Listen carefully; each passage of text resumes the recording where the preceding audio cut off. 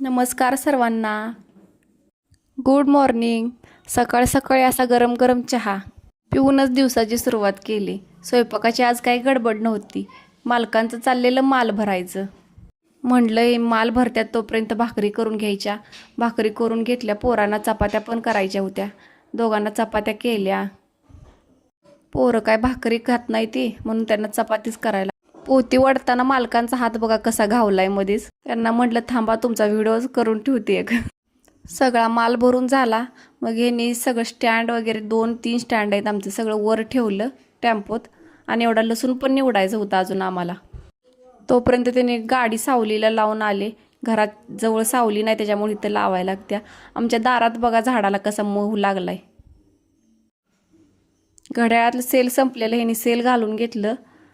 बघा आता घर स्वच्छ झालं की कसं दिसतंय. असं रोज आवरायला लागतंय. रोज सगळं आवरत्या. आणि गॅलरी केल्यापासून बघा असं किती छान वाटतंय.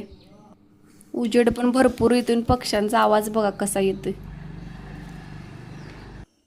आता वारं पण घरात आत येतंय. असा उजेड असल्यावर किती भारी वाटतंय. तेवढ्यात माझी पोरं आली बघा शाळेतनं. शिवराजनं आणलेली पेप्सी खायला.